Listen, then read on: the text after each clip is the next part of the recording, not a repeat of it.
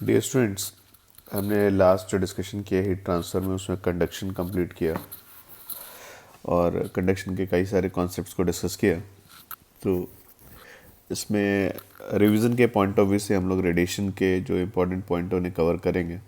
तो बड़ा सिंपल सा डिस्कशन आता है, रेडिएशन क्या है। तो अगर मैं आपसे बात करूं कि जो सन से जो हमारी अर्थ को एनर्जी मिलती है ना, इस एनर्जी को मैं देखूं, यहाँ पे अर्थ है और आपको पता है कि सर सन से कुछ एनर्जी आपकी तरफ आ रही है। ओके, सन से जो एनर्जी आपकी बॉडी को या अर्थ को मिलती है वो आपके इलेक्ट्रोमैग्नेटिक वेव्स है। इलेक्ट्रोमैग्नेटिक वेव्स एक बड़ी फैमिली है जिसमें अगर आप देखेंगे तो आप 3 पार्ट में डिवाइड कर सकते हैं मोटे मोटे फॉर्म में। कि अगर मैं बात करूं तो एक विजिबल पार्ट आता है, ओके, जिसको हम अपनी आंखों से देख सकते हैं। ये आपका 400 नैनोमीटर से लेके 800 नैनोमीटर के अप्रॉक्सीमेटली आता है। इसके बियॉन्ड अगर आप जाते हैं, क्योंकि ये रेड वाला 800 हुआ और वायलेट वाला 400, तो ये वाला जो रीजन है आपके पास, इसे आप इंफ्रारेड बोलते हैं। और जो वायलेट से लेस वेवलेंथ का है और हाई एनर्जी का, उसको आप अल्ट्रा वायलेट बोलते हैं। ओके, अब अगर हम लोग अर्थ पे हैं और अर्थ पे जो हमें लाइट मिल रही है उसको अगर देखा, जो एनर्जी मिल रही है, जो एनर्जी आ रही है सन से, उस एनर्जी को अगर हम देखें तो से एनर्जी हमें ऐसे मिलती है। और इस एनर्जी को अगर देखा जाए तो 2 पार्ट में डिवाइड कर सकते हैं। इनफैक्ट 3 पार्ट थे। जो अल्ट्रा वायलेट वाला पार्ट था वो पार्ट आपका ओजोन लेयर में अब्जॉर्ब कर लिया। तो जो अर्थ के एटमॉस्फेयर में एंटर कर रहा है, जो हमारे तक पहुंच रहा है, विजिबल और इंफ्रारेड है। तो विजिबल मतलब जो आपने देख लिया उसे आपने लाइट बोला, है ना, सनलाइट है। और सन से जो हमें क्या कुछ हीट एनर्जी मिल रही है, यस सर। जो हम नहीं देख सकते हैं और जो हमारी स्किन फील कर सकती है वो क्या हो गया, इंफ्रारेड हो गया। ये एनर्जी में लेस है लेकिन हमारे लिए काम की चीज़ है क्योंकि वार्म देता है। तो सन से जो एनर्जी आ रही वो आप एक तरीके से कह सकते हो विजिबल और इंफ्रारेड आ रही है। तो ये जो इंफ्रारेड है वो उसे ही हम लोग क्या बोलते हैं, बेसिकली हीट बोलते हैं ना। विंटर्स के डेज़ में अगर बात करें तो हमें एक बार अगर रूम के अंदर लग रहा है कि ठीक है सर ठंड थोड़ी ज़्यादा है, तो धूप में बाहर जाके खड़े हो सकते हैं और वार्मथ हमें एक अच्छा कंफर्टेबल फीलिंग देता है। तो एनर्जी है तो सही। वो एनर्जी एग्जैक्टली ईएम वेव की फैमिली का पार्ट है। तो अगर पूछे सर ये जो लाइट आती है और ये जो आपने इंफ्रारेड वेव्स लिखे हैं, दोनों के प्रिंसिपल एक जैसे हैं, ऑलमोस्ट सेम हैं। जो आपकी लाइट आएगी यहाँ पर, लेट्स से ये इंस्टेंट एनर्जी हुई आपके पास, उस इंस्टेंट एनर्जी का कुछ एनर्जी आपका रिफ्लेक्ट होगा। लेट्स से आपके पास कुछ पावर आ रही है, जो इंस्टेंट पावर आई आपके पास। ओके, इंस्टेंट पावर कितनी आपने लिखी, पी आई लिख दी। इसमें से कुछ एनर्जी या पावर आपके रिफ्लेक्ट हो गई, तो रिफ्लेक्टेड पावर को आपने पी आर लिखा। और ये जो सामने सरफेस है ये कुछ आपका एब्जॉर्ब करेगा, है ना। तो एब्जॉर्ब पावर को बच्चे आपने पी ए लिख दिया। डन। आपसे कोई सिंपल सा पूछे कि सर ये जो एनर्जी का आप एक्सचेंज कर रहे हैं, तो एनर्जी कंजर्वेशन के हिसाब से पी आई किसके इक्वल हो जाएगा, P A plus P R. आपने देखा होगा कई बार अगर आप धूप में बाहर व्हीकल खड़ा करके जाएं तो उसके अंदर आपको लगता है टेम्परेचर बहुत ज़्यादा हो गया, उसने एनर्जी एब्जॉर्ब करी है। ब्लैक कलर की कार होगी ज़्यादा एनर्जी एब्जॉर्ब करेगी, सिल्वर कलर की कार होगी कम एनर्जी एब्जॉर्ब करेगी। तो भाई ये जो आप पोर्शन एब्जॉर्ब करते हैं वो आपकी एक बड़ी अच्छी सी एक प्रॉपर्टी को डिफाइन करता है, जिसको हम लोग क्या बोलते हैं बच्चे, एब्जॉर्प्टिविटी। ओके, एब्जॉर्प्टिविटी बोल सकते हैं आप, इसे एब्जॉर्प्टिव पावर बोल सकते हैं। तो एब्जॉर्प्टिविटी या एब्जॉर्प्टिव पावर क्या होता है, तो इसका सिंपल सा होता है, ये एक फ्रैक्शन है आपकी एनर्जी का, वो फ्रैक्शन जो आपने आपकी सरफेस पे आया और उसका कितना परसेंट आपने एब्जॉर्ब किया। ठीक, तो P A by P I, late से अगर कोई बोलता है ए की वैल्यू 0.6 है, तो आप बोल सकते हैं sir 60% of energy is absorbed. Okay, ये आपका एब्जॉर्प्टिव पावर है। एब्जॉर्प्टिव पावर अगर को पूछे से क्या हुआ, तो बेसिकली एब्जॉर्प्टिविटी कहीं से मैटर से डिसाइड नहीं होगा, ये आपका सरफेस से डिसाइड होगा। Depends upon surface texture, surface colour, कई सारी चीज़ों पे डिपेंड करेगा, है ना। तो ये सरफेस की प्रॉपर्टी होती है, सरफेस डिसाइड करेगी कि आप आने वाली रेडिएशन का कितना एब्जॉर्ब करते हैं। डन। अब ये एब्जॉर्प्टिव पावर है। अगर मैं एब्जॉर्प्टिव पावर के बेस पे बात करूं तो एक हम लोग यहाँ पे एक आइडियल कॉन्सेप्ट डिफाइन करते हैं, जैसे आइडियल गैस है, होती नहीं है पर हमने एजम्पशन लिया है। वैसे हम ब्लैक बॉडी की बात करें तो ब्लैक बॉडी आपकी वो बॉडी होगी जिसके बारे में आप बोलेंगे से एब्जॉर्प्टिव पावर या एब्जॉर्प्टिविटी की वैल्यू 1 आती है। आने वाले रेडिएशंस जितने भी थे वो सारे के सारे अगर आपके एब्जॉर्ब हो जाते हैं 100% एब्जॉर्प्शन, तो 100% एब्जॉर्प्शन का मतलब क्या होता है, आप बोलते हैं ब्लैक बॉडी। ठीक है, एक आइडियल कॉन्सेप्ट है जिसको आप मान के चलेंगे कि बहुत आपको अच्छे से रेडी करना पड़ेगा, तो शायद टेंडिंग टुवर्ड्स 99% एब्जॉर्प्शन हो सकता है। 100% तो ऑलमोस्ट इम्पॉसिबल है। ओके, तो बात आती है कि सर यहाँ पे अगर हम देखें तो ये एब्जॉर्प्टिव पावर की बात आई और ब्लैक बॉडी का आइडियल कॉन्सेप्ट हो गया ब्लैक बॉडी विच एब्जॉर्ब्स और body which absorbs 100% of incident radiation। Okay, तो जो इंसिडेंट रेडिएशन का बच्चे 100% एब्जॉर्ब कर लेते हैं उसे हम लोग ब्लैक बॉडी बोलते हैं। अब यहाँ पे एक सिंपल सा डिस्कशन आता है कि भाई क्या बॉडी रेडिएशन देती है, तो इससे बड़ा एक सिंपल सा डिस्कशन है, इसको हम लोग आप प्लैंक्स लॉ भी बोल सकते हैं, है ना।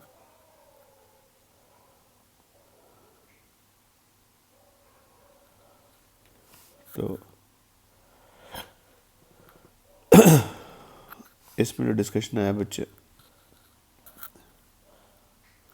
इनका स्टेटमेंट बड़ा बेसिक सा है कि कोई भी बॉडी जिसका टेम्परेचर बच्चे 0 केल्विन से ज़्यादा है, 0 केल्विन मतलब -273 डिग्री सेंटीग्रेड से ज़्यादा।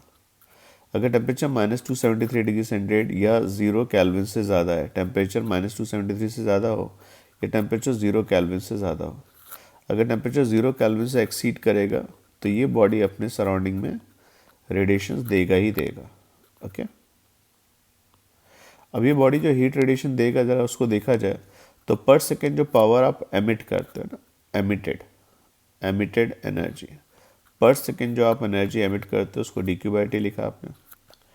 अच्छा, ये जो आपने एमिशन लिखा है ये किस पे डिपेंड करेगा, नो डाउट बॉडी के एरिया पे डिपेंड करेगा, बॉडी के टेम्परेचर पे डिपेंड करेगा, है ना, बॉडी के सरफेस फिनिश पे, सरफेस पे डिपेंड करेगा। तो भाई बात यह है कि सर एमिशन तो होंगे जिस भी बॉडी की बात करें जिसका टेम्परेचर 0 केल्विन से ज़्यादा है उसमें। ठीक है, बॉडी के रेडिएशन कितने स्ट्रॉन्ग होंगे कितने वीक होंगे, इसके लिए हम स्टीफेंस बोल्ट्जमैन लॉ पढ़ते हैं, आप चाहते से स्टीफेंस लॉ भी बोल सकते हैं। स्टीफेंस लॉ क्या है, तो आप बोलोगे स्टीफेंस लॉ, अगर आप एक ब्लैक बॉडी लें, है ना, ब्लैक बॉडी अपने लिए यहाँ पर जिसकी टेंडेंसी है जितना सरफेस पे रेडिएशन आ रहे हैं वो सारा का सारा एब्जॉर्ब करे, तो ये बॉडी अगर मैं ब्लैक बॉडी लेता हूँ और इसका टेम्परेचर मैं T एज्यूम करूँ और एरिया A एज्यूम करता हूँ, तो नो डाउट ये रेडिएशन देगा। जितना ज़्यादा एरिया होगा, जैसे A एरिया की बॉडी अगर कुछ रेडिएशन देती है तो 2A के डबल देगी, है ना, 3A के ट्रिपल देगी। तो एक बात पक्की, रेडिएशन एरिया पे डिपेंड करेगा, जितना आप एरिया बढ़ाओगे उतना रेडिएशन आपका बढ़ता जाएगा, और कहीं ना कहीं बॉडी के टेम्परेचर पे डिपेंड करेगा। जैसे आप फर्नेस के पास खड़े हो, फ्लेम के पास खड़े हो, तो आपको रेडिएशन ज़्यादा फील होंगे क्योंकि उसका टेम्परेचर ज़्यादा है ना। स्मोक के पास खड़े होंगे जहाँ पे फ्लेम लगी हो तो वहाँ पे आपको टेम्परेचर ज़्यादा लगती, हीट ज़्यादा फील होती है क्योंकि वहाँ पे रेडिएशन से स्ट्रॉन्ग है। अब रेडिएशन है किन फैक्टर्स पे डिपेंड करते हैं, एरिया पे डिपेंड करता है, टेम्परेचर पे डिपेंड करता है। तो इसके लिए बच्चे आपने कहा कि सर ठीक है, ये बॉडी अगर मान लेते हैं सराउंडिंग में कुछ रेडिएशन थ्रो करती है, कितना रेडिएशन DQ, कितने टाइम में DT, तो यूनिट टाइम में कितने रेडिएशन देगा, तो जो इसकी पावर ऑफ एमिशन होगा dQ/T आगे पर सेकेंड, है ना, टेक्निकली ये वैल्यू वॉट्स में आई ना। तो पर सेकेंड आप कितनी हीट रेडिएट करते हो ये डिपेंड करता है आपके एरिया पे, आपके टेम्परेचर टू द पावर 4 पे। ये रिलेशन स्टीफन ने डेवलप किया था। और अगर आप प्रोपोर्शनैलिटी हटाना चाहते हो तो डिपेंड करेगा बच्चे A/T⁴ और सिग्मा। ठीक है, यहाँ पे जो आपने सिग्मा लिया है ये आपका एक कांस्टेंट है सिग्मा। इसकी वैल्यू अगर मैं M के सिस्टम में देखूँ तो 5678 लिख सकते हैं, 5×10⁻⁸ वॉट पर metre square kelvin to the power 4।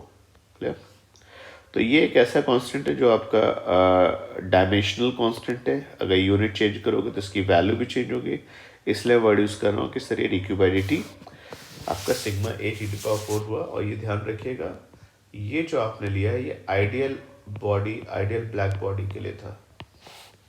अच्छा, मैं किसी नॉर्मल बॉडी की बात करूं तो सर नॉर्मल बॉडी में एमिशंस क्या इतनी स्ट्रॉन्ग होंगे, तो वो हमें एक बार को देखना पड़ेगा। ऐसा फीलिंग है कि ब्लैक बॉडी आइडियल है तो हो सकता है इसके एमिशंस बेस्ट हो। तो ये जो D Q by D T है, इससे एक हम लोग एक टर्म और डिफाइन कर सकते हैं, इसको हम लोग बोलते हैं एमिसिव पावर। ओके, तो एमिसिव पावर क्या होता है, तो बड़ा सिंपल सा है, एनर्जी एमिटेड पर second per unit area. Energy emitted पर सेकेंड पर यूनिट एरिया आपका एमिसिव पावर हुआ। और ब्लैक बॉडी के लिए वैल्यू बेटा अगर देखी जाए तो sigma T to power 4। Okay, तो नॉर्मल बॉडी का emissive power sigma T to power 4 आता है। Right,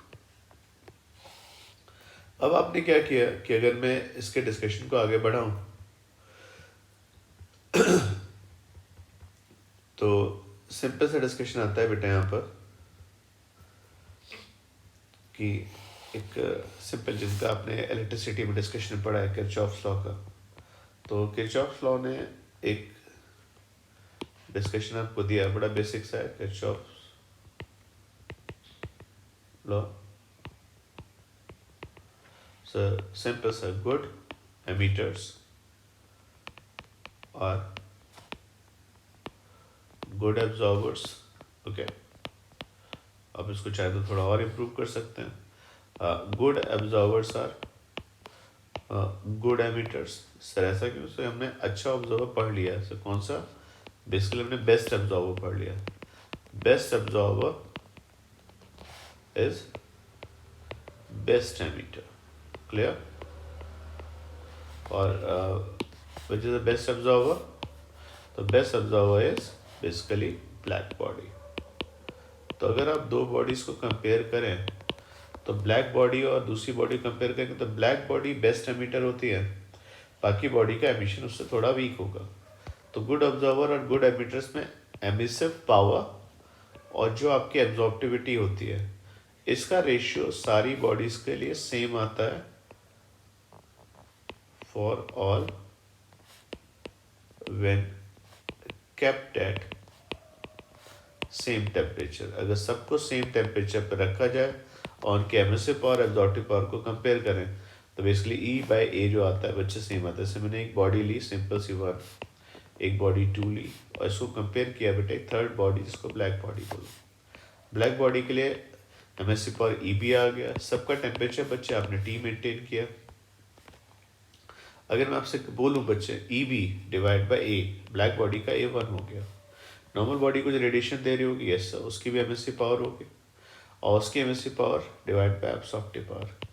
sir emissive power of 1, emissive power of 2 and E B divide 1। जरा आप केवल इन दो को कंपेयर करिए अच्छे से, दिख रहा है इसको 2 और 1 को, तो आप ये पाओगे कि रिलेशन ऐसा आएगा कि E by A divide by emissive power of black body. Emissive power black body बेटा कितना sir? Sigma T to power 4। Temperature सबका सेम है तो नॉर्मल बॉडी के radiation emissive power black body के कंपैरिजन में इतना आता है। क्लियर? अब ये टर्म बच्चे आपका फ्रैक्शन है ना? तो अगर मैं पूछूं कि नॉर्मल बॉडी के रेडिएशन उतने ही स्ट्रांग होते हैं जितने ब्लैक बॉडी के होते हैं, ब्लैक बॉडी के अगर मान लो 100% है और एब्जॉर्प्टिविटी आपकी 0.6 है तो ब्लैक नॉर्मल बॉडी के 60% आएंगे। तो नॉर्मल बॉडी के रेडिएशन ब्लैक बॉडी कंपैरिजन में वीक होते हैं। तो इसी को हम लोग डिफाइन करने के लिए यहाँ पे एक टर्म यूज करते हैं, इसको हम लोग बोलते हैं एमिसिविटी। एमिसिविटी क्या हुआ बच्चे? जब आप दो बॉडीज को कंपेयर करोगे तो आप पाओगे ब्लैक बॉडी तो बहुत बढ़िया रेडिएशन दे रही है और नॉर्मल बॉडी के रेडिएशन उसकी तुलना में थोड़े से वीक है, कंपैरिजन में वीक है। तो भाई मैं एक टर्म डिफाइन कर देता हूँ जो रेशियो बताता है किसका, नॉर्मल बॉडी के रेडिएशन का किसके साथ, ब्लैक बॉडी के साथ। क्लियर? और सबको क्लियर है बच्चे, नॉर्मल बॉडी का रेडिएशन के साथ, नॉर्मल बॉडी का रेडिएशन अभी मैंने आपको लिखा है sigma T to power 4 time से होगा और ब्लैक बॉडी का कितना होगा, सिग्मा टी टू पावर 4। तो टर्म कैंसिल हो गया। तो बॉडी की जो एमिसिविटी होती है और जो एब्जॉर्प्टिविटी होती है, ये कहने सुनने में टर्म अलग अलग हैं पर ये बाय डेफिनेशन आपके सेम ही आते हैं। एब्जॉर्प्शन में जो जितना वीक होगा एमिशन में भी आप उतने ही वीक पाओगे बॉडी को। ठीक है? तो ये मैंने बॉडी की बात करी कि भाई इसके लिए ये डिस्कशन आ रहा था। जैसे मैं आपसे एक छोटा सा कॉन्सेप्ट दूँ कि मेरे पास एक क्यूब था, है ना।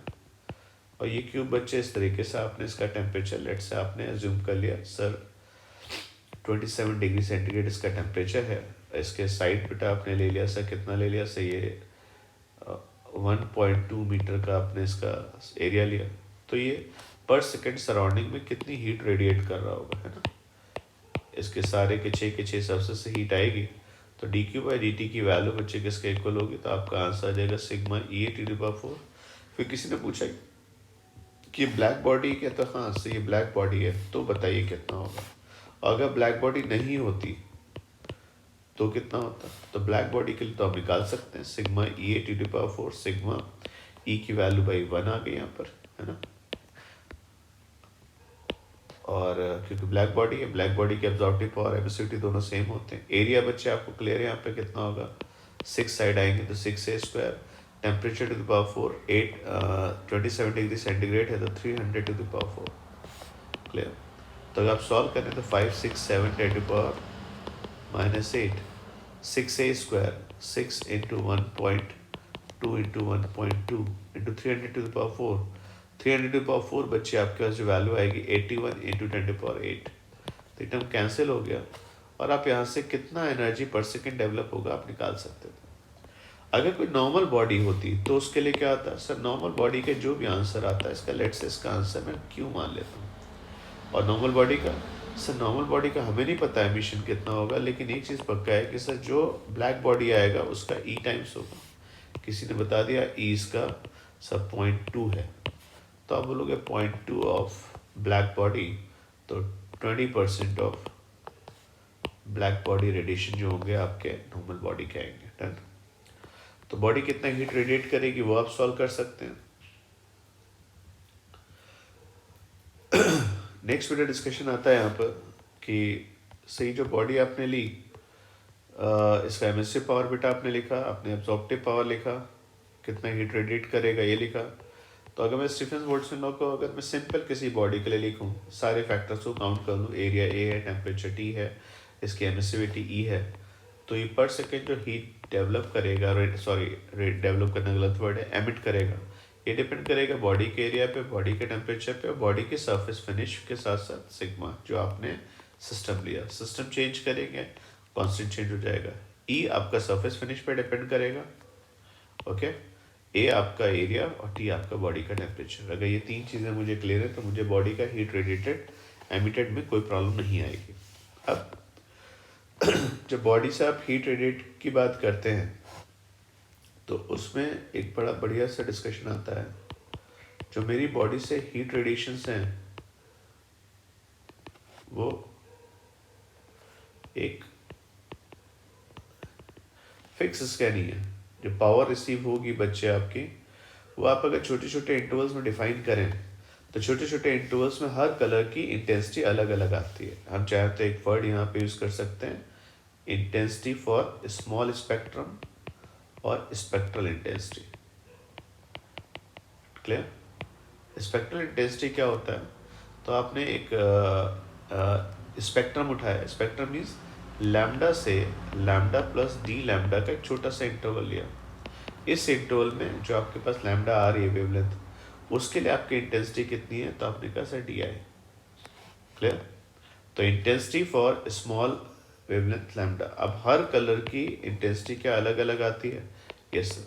लैम्डा 1 के लिए I1 आएगी, लैम्डा 2 के लिए I2 आएगी। हर कलर की इंटेंसिटी बच्चे आपके स्पेक्ट्रम में अलग अलग है, lambda 1, lambda 2, lambda 3, lambda I3। तो अगर बच्चे मैं यहाँ पर जो आपकी बॉडी से हीट रेडिएट हो रही है उसको मैं प्लॉट करूँ किसके साथ, लैम्डा के साथ। ई आई क्या हो गया बच्चे, स्ट्रेट हर कलर की इंटेंसिटी अलग अलग है। तो जब भी आप ऑब्जर्व करते हो इंटेंसिटी को, तो स्पेक्ट्रल इंटेंसिटी आती है ना, हर कलर की जो इंटेंसिटी है वो आपके किन फैक्टर्स पे डिपेंड करेगी। तो देखा जाए तो सब कुछ इस तरीके से ग्राफ आपके पास आता है।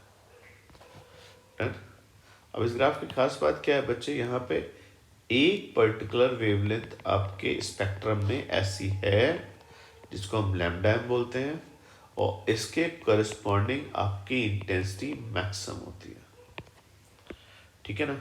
एक तरीके से मुझे लैम्डा मैक्सिमम क्या होगा, तो लैम्डा मैक्सिमम लैम्डा मैक्सिमम मतलब ये नहीं है कि लैम्डा मैक्सिमम है, वेवलेंथ मैक्सिमम नहीं है। वेवलेंथ लैम्डा वो वेवलेंथ है बच्चे जिसके लिए for which spectral intensity is maximum.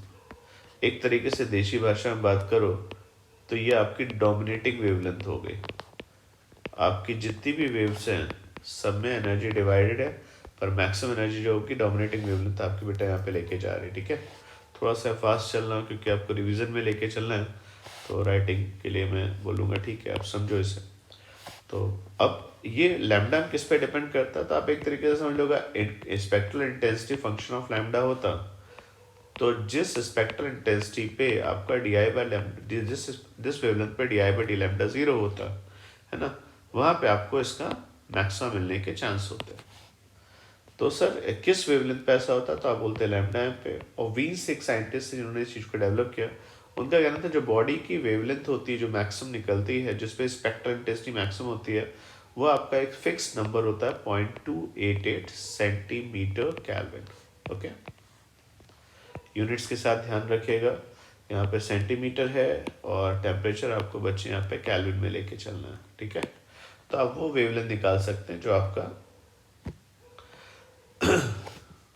Maximum आता है। जैसे मैं आपसे पूछूं, एक बड़ा सिंपल सा डिस्कशन है कि एक जैसे आपसे एक छोटा सा डिस्कशन पूछा गया कि भाई ठीक है, आपके सामने नाइट के टाइम पे कभी आपको अगर बहुत अच्छे से क्लैरिटी हो मार्स किधर होता है और जिस टाइम पे मार्स राइज कर रहा है उसको आप देख पाएँ, तो मार्स अपेयर करता है बच्चे रेड कलर का। तो सर मार्स अगर रेड कलर का अपेयर करता है तो इसका रीज़न क्या है, तो हमने कहा सर मार्स में जो स्पेक्ट्रम होगा है ना, वो बहुत सारी एनर्जी रेडिएट कर रहा होगा, पर उसका डोमिनेटिंग कलर कौन सा है बच्चे, रेड। रेड कलर सबसे ज़्यादा इंटेंसिटी बेटा ले जाता है। तो क्या हम यहाँ से बैठे बैठे मार्स का कलर बता सकते, तो आपने नोट किया भाई रेड है, तो आपका रेड के लिए अप्रोक्सीमेटली आपकी जो लैम्डा होगी 800 nanometre. Sir lambda into T equal to 0.288 centimetre kelvin आता है बच्चे, है ना। तो लैम्डा की वैल्यू आपके पास है, तो क्या हम यहाँ से बैठे बैठे टेम्परेचर गेस कर सकते हैं। सर टेम्परेचर जो मार्स का होगा उसकी डोमिनेटिंग कलर के हिसाब से 0.288 centimetre kelvin, that is 10⁻⁻2 divide by lambda. तो लैम्डा कितना हो गया 800 नैनोमीटर, दैट इज 10⁻⁻9। तो वैल्यू बच्चे अच्छे से देखना, तो आपके 2.88 आ गया, ऊपर 10⁻⁻, ये आपके पास 3 आ जाएगा, है ना। और नीचे बच्चे आपके 8 इंटू 10⁻⁻7, है ना। तो ऊपर ले जाएंगे 10⁻4। 2.88 डिवाइड बाय 8 को आपने बच्चे इसको मल्टीप्लाई किया तो 8 लिखा, ये आपने इसके 2 0 कम कर दिए और इसको 288 लिख दिया, है। ऐसे कर सकते हैं ना, 288 इंटू 100। तो वैल्यू बेटा अप्रॉक्सीमेटली निकालोगे तो कितना आ जाएगा 83 24 4 36, है ना। तो 3600 केल्विन आपका टेम्परेचर है मार्स का। आप यहाँ से बैठे बैठे इसे गेस कर सकते हैं। ठीक है, 34 48 36 बिल्कुल परफेक्ट। ठीक है, तो अगर मैं उल्टा सवाल पूछूं कि एक बॉडी जिसका रेडिएशन 30 टेम्परेचर 36 केल्विन है, तो मैक्सिमम इंटेंसिटी किस पे होगी, तो लैम्डा से निकाल सकते हैं। लैम्डा पता हो तो टेम्परेचर निकाल सकते हैं। ठीक है, जैसे कि मैं आपसे पूछूं कि जो हम लोग का जो रूम टेम्परेचर पे जो बॉडीज रहती है ना, जैसे मान लेते हैं रूम टेम्परेचर 27 डिग्री सेंटीग्रेड है या 25 डिग्री सेंटीग्रेड ही मान लिया। अब एक रूम में सब चीज़ें इक्विलिब्रियम में है ना, एक रूम जिसके अंदर एक लैपटॉप रखा है, आईपैड रखा है, कुछ टॉयज रखे हैं, कुछ रखे, तो आपने कहा सर सब एक रूम टेम्परेचर 25 डिग्री सेंटीग्रेड का मान लेता हूँ, विंटर्स हैं तो 15 डिग्री सेंटीग्रेड पर है। तो बताइए क्या इन बॉडीज से जो रेडिएशन मिलने होंगे उनका भी कुछ लैम्डा एम होगा। तो आप सिंपल लिख दोगे लैम्डा एम इंटू टी की वैल्यू बच्चे कितनी हो जाएगी 0.288 सेंटीमीटर केल्विन। टेम्परेचर दिया है तो लैम्डा एम की वैल्यू बेटा 0.288 सेंटीमीटर 10⁻⁻2। आपने टेम्परेचर लिखा, टेम्परेचर आपके पास 288 केल्विन आ जाएगा। अब इसे ठीक से लिखोगे तो वैल्यू आपका 10⁻⁻5 या फिर 10,000 नैनोमीटर आ गया। क्लियर? तो ये अगर 10,000 नैनोमीटर की रेंज में आ रहा है बच्चे, तो पक्की बात है ये आपका जो रीजन आ रहा है वो इंफ्रारेड है। इसका मतलब जो आपके रूम में जितनी भी बॉडीज रखी हैं, अगर 15 डिग्री सेंटीग्रेड पे हैं, चाहे उस रूम में एक छोटा सा टॉय रखा हो, चाहे एक बल्ब लटका हो, चाहे एक बुक पड़ी हो, ये सब रेडिएशन दे रहे हैं, है ना। पर ये रेडिएशन हम अपनी नॉर्मल आई से नहीं देख सकते।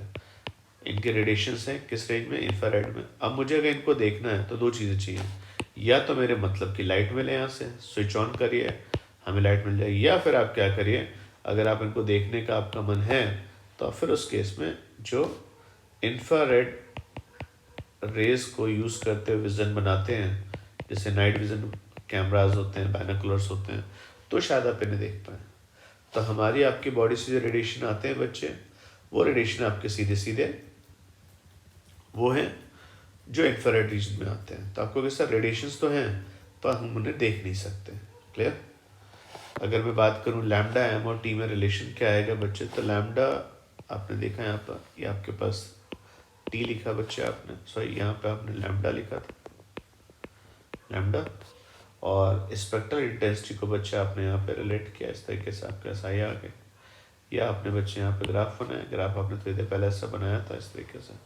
मैं फिर से आपको बता दूं, आपके स्पेक्ट्रम में 0 से लेकर इन्फिनिटी तक के सारे लैम्डा हैं। इन्फिनिटी नहीं है क्योंकि श्योरली ये लो एनर्जी का हुआ, और 0 नहीं है क्योंकि हाई एनर्जी का है, बाकी सारी वेवलेंथ प्रेजेंट है। अब अगर बच्चे में टेम्परेचर को थोड़ा सा बढ़ा दूँ, है ना, टेम्परेचर को बढ़ाने से कहाँ पे चेंज आएगा, तो आपने कहा टेम्परेचर को बढ़ाने से जो चेंज आना चाहिए, अगर देखें तो आपने कहा चेंज इस तरीके से आएगा कि सर जो आपका अगर टेम्परेचर बढ़ाया तो आपका बेटा ग्राफ कुछ इस तरीके से आएगा। सही, ये पहला वाला ग्राफ किसके लिए था? टी के लिए। नेक्स्ट ग्राफ किसके लिए? टी प्लस डेल्टा टी के लिए। फर्क कहाँ पे आया बेटा? अब देखो दो चीज़ें चेंज हुई। टेम्परेचर बढ़ाने से पहले जिस इंटेंसिटी वेवलेंथ पे आपको मैक्सिमम मिलता था, अब वो वेवलेंथ आपकी चेंज हो गई। ऑब्वियसली चेंज होनी चाहिए थी क्योंकि लैम्डा इंटू टी का प्रोडक्ट क्या होना चाहिए? कांस्टेंट।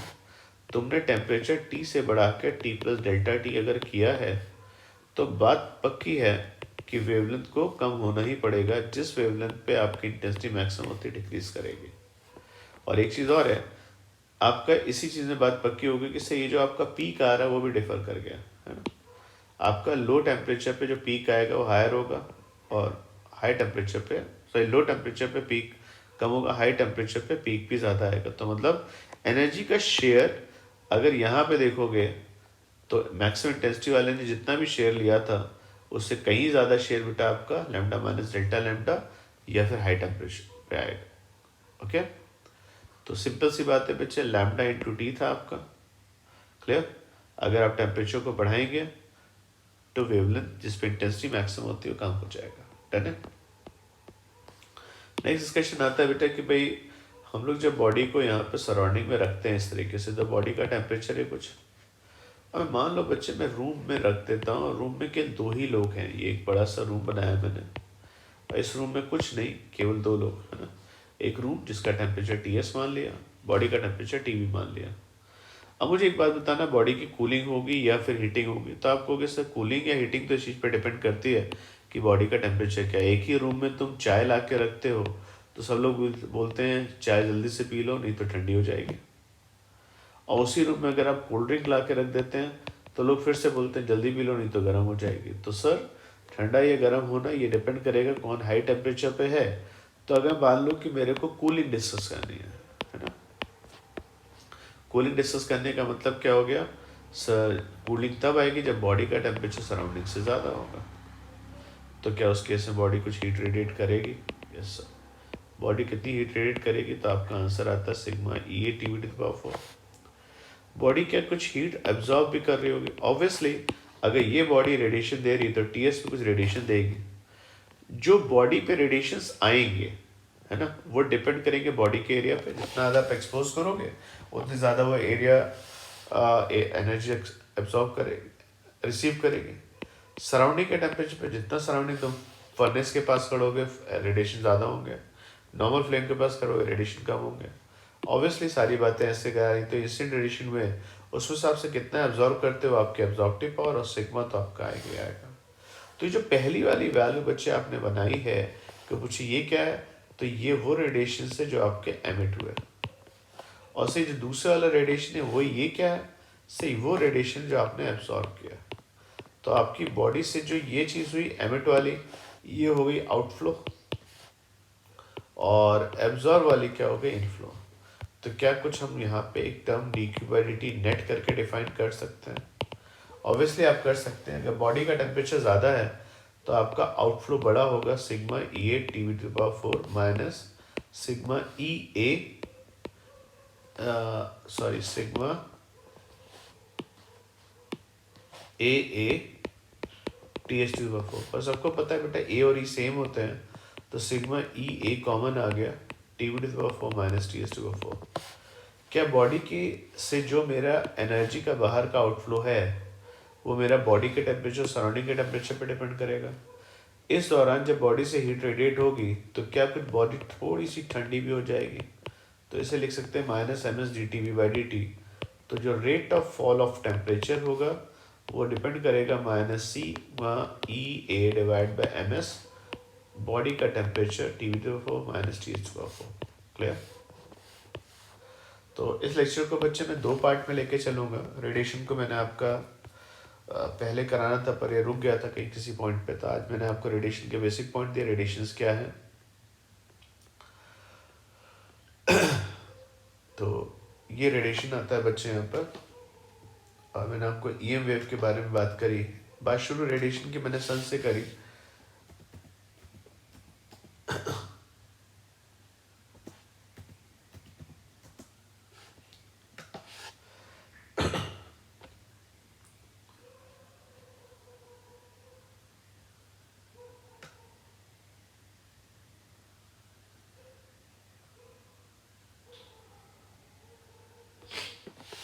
तो पॉइंट बेटा मैंने आपको लिखवाया यहाँ पे रेडिएशन को लेके, कुछ एब्जॉर्ब करते हैं, कुछ रिफ्लेक्ट करते हैं। एब्जॉर्प्टिविटी मैंने आपको पढ़ाई, प्लैंक्स लॉ का डिस्कशन दिया, स्टीफेंस लॉ दिया, सिग्मा E T⁴ आता है, किरचॉफ्स लॉ दिया, एमिसिव जिसकी एमिसिव पावर अच्छी होगी उसकी एब्जॉर्प्टिव पावर भी अच्छी होगी। नेट एमिशन बॉडी के टेम्परेचर पे डिपेंड करेगा, एरिया पे डिपेंड करेगा, सरफेस फिनिश पे डिपेंड करेगा। वीन्स डिस्प्लेसमेंट लॉ मैंने बताया, एक पर्टिकुलर वेवलेंथ जिस पे आपका इंटेंसिटी का मैक्सिमम शेयर जाता है उसको हम लैम्डा बोलते हैं। ये बॉडी के टेम्परेचर पे डिपेंड करता है।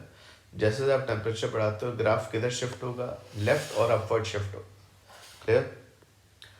और बॉडी की अगर मैं कूलिंग की बात करूँ तो कूलिंग बच्चे आपका dT/dt minus sigma E/ms into T⁴ minus T⁴ आता है।